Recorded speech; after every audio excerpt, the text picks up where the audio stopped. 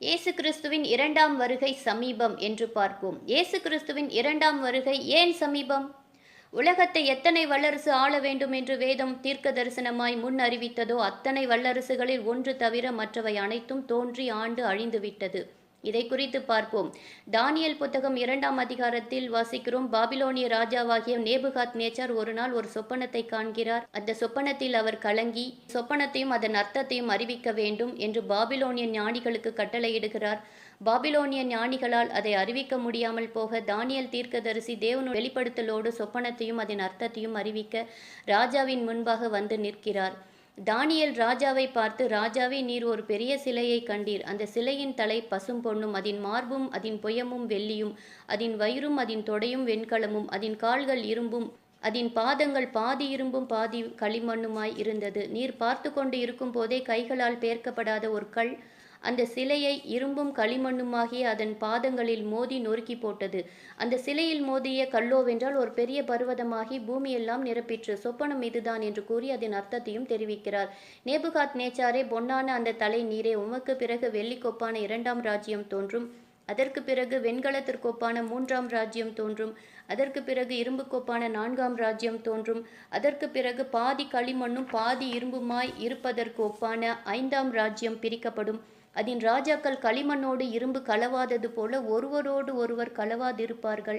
அந்த ராஜாக்களின் நாட்களிலே கைகளினால் பெயர்க்கப்படாத சிலையின் மேல் மோதின கல்லிற்கொப்பான என்றென்றைக்கும் அழியாத ராஜ்யத்தை தேவன் ஸ்தாபிப்பார் என்று தானியேல் கூறினார்.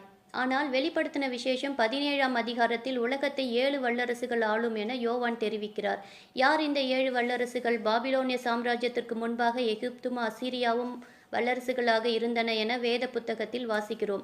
இந்த 2 சாம்ராஜ்யங்களை சேர்த்து 6 சாம்ராஜ்யங்கள் ஆகின்றன. நேபுகாத் நேச்சார் கண்ட சிலையின் 10 விரல்களுக்கு ஒப்பாய் 7ஆம் வல்லரசு கடைசி நாட்களில் தோன்றப்போகிறது. வெளிப்படுத்தின விசேஷம் 17ஆம் அதிகாரத்தில் இந்த 7ஆம் வல்லரசில் இருந்துதான் இந்த உலகத்தை ஆளப்போகிற 8ஆம் அந்திகிறிஸ்து எழும்பப் போகிறான் என்று யோவான் தெரிவிக்கிறார். 7 வல்லரசுகள் எழும்பும் என தீர்க்க தரிசனத்தின்படி எகிப்து ஆண்டாகிவிட்டது, அசீரியர் ஆண்டாகிவிட்டது, பாபிலோனிய சாம்ராஜ்யம் ஆண்டாகிவிட்டது, மேதிய பெர்சிய சாம்ராஜ்யம் ஆண்டாகிவிட்டது, கிரேக்க சாம்ராஜ்யம் ஆண்டாகிவிட்டது, ரோம சாம்ராஜ்யம் ஆண்டாகிவிட்டது. 10 ராஜாக்களின் தலைமையில் 10 விரல்களுக்கு ஒப்பாய் 7ஆம் வல்லரசு கடைசி நாட்களில் எழும்பப் போகிறது. இந்த 7லிருந்து 8ஆம் மகனாகிய அந்திகிறிஸ்து எழும்பப் போகிறான். அந்திகிறிஸ்து வருவதற்கு முன்பாக ஆண்டவராகிய இயேசு கிறிஸ்துவின் வருகை சம்பவிக்க மணவாட்டியாகிய சபை எடுத்துக்கொள்ளப்படும். தானியேல் நேபுகாத் நேச்சாரிடம் கூறின வெள்ளிக்கோப்பான 2ஆம் ராஜ்யம் பற்றி பார்ப்போம். தானியேல் கூறின தீர்க்க தரிசனத்தின்படி பாபிலோனிய வல்லரசுக்கு பிறகு இன்னொரு வல்லரசு எழும்பும் என்ற வார்த்தையின்படி ராஜாவாகிய பெல்சாத்சார் ஓர் இரவு 1000 பேருக்கு விருந்து செய்து தன் தகப்பனாகிய நேபுகாத் நேச்சார் எருசலேம் தேவாலயத்திலிருந்து கொள்ளையிட்டு கொண்டு வந்த தேவாலயத்தின் பொன் வெள்ளி பாத்திரங்களில் தானும் தன் பிரபுக்களும் தன் மனைவிகளும் திராட்சரசம் குடித்து மயங்கியிருந்த நிலைமையில் மனுஷ கைவிரல்கள் திடீரென்று தோன்றி சாந்து பூசப்பட்ட சுவரிலே எழுத ராஜா அதை காண மயங்கி கலங்கி அதன் அர்த்தத்தை அறிய தானியேலை அழைத்து கேட்கிறான். தானியேல் அந்த வார்த்தைகள் மெனே மெனே தெக்கேல் உபார்சின் என்றும் அதற்கு நீர் தராசிலே நிறுத்தப்பட்டு குறைய காணப்பட்டாய் என்றும் உன் ராஜ்யம் பிரிக்கப்பட்டு மேதியருக்கும் பெர்சியருக்கும் கொடுக்கப்பட்டது என்றும் அர்த்தமாம் என்று கூற, அதன்படி அன்று இரவே மேதிய வல்லரசின் ராஜாவாகிய தரியு பெல்சாத்சாரை கொலை செய்து ராஜ்யத்தை கட்டி கொண்டான். இச்சம்பவம் தானியேல் 5ஆம் அதிகாரத்தில் சொல்லப்பட்டிருக்கிறது. வேதத்தின் தீர்க்க தரிசனத்தின்படி மேதிய பெர்சிய அரசாங்கம் உலகின் வல்லரசாக மாறியது.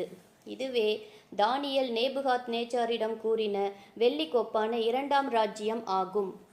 தானியேல் நேபுகாத் நேச்சாரிடம் கூறின வெண்கலத்திற்கொப்பான 3ஆம் ராஜ்யம் பற்றி பார்ப்போம்.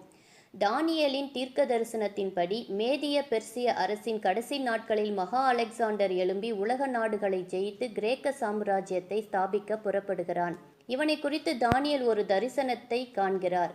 அவரது தரிசனத்தில் 2 கொம்புள்ள ஒரு ஆட்டுக்கடாவையும் 1 கொம்புள்ள வெள்ளாட்டுக்கடாவையும் தானியேல் காண்கிறார்.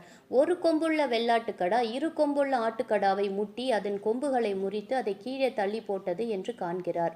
2 கொம்புள்ள ஆட்டுக்கடா மேதிய பெர்சிய வல்லரசையும் 1 கொம்புள்ள வெள்ளாட்டுக்கடா மகா அலெக்சாண்டரையும் அவன் கிரேக்க சாம்ராஜ்யத்தையும் குறிக்கிறது.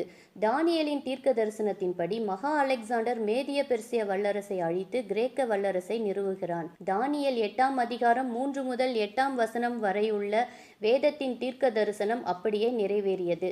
கிரேக்க சாம்ராஜ்யத்தை குறித்து வேதத்தில் சொல்லப்பட்டபடியே நிறைவேறியது. அலெக்சாண்டர் தனது 33ஆம் வயதில் வாழ்க்கை வெறுத்து மரணப்படுக்கையில் இருக்கும் பொழுது உம்முடைய சாம்ராஜ்யத்தை யாரிடத்தில் ஒப்படைக்க வேண்டும் என்று அவரிடத்தில் கேட்டபோது, தன்னுடைய 4 தளபதிகளுக்கும் என் ராஜ்யத்தை பகுத்து விடுங்கள் என்று அவன் சொல்லுகிறான். அலெக்சாண்டரை ஒரு கொம்புள்ள வெள்ளாட்டு கடாவாக தானியேல் கண்ட தரிசனத்தில் அந்த கெடா பெலன் கொண்டு இருக்கையில் முறிந்து போய் 4 கொம்புகள் அதிலிருந்து எழும்பின என்ற தீர்க்க தரிசனத்தின்படியே கிரேக்க சாம்ராஜ்யம் கெசண்டர், செல்யூக்கஸ், டொலோமி, லைசிமேக்கர் என்ற 4 தளபதிகளுக்கு பகுக்கப்படுகிறது. கிரேக்க சாம்ராஜ்யம் 4ஆய் பகுக்கப்படும் என்ற வேதத்தின் தீர்க்க தரிசனத்தின்படி தானியேல் 8ஆம் அதிகாரம் 8ஆம் வசனம் அப்படியே நிறைவேறினது.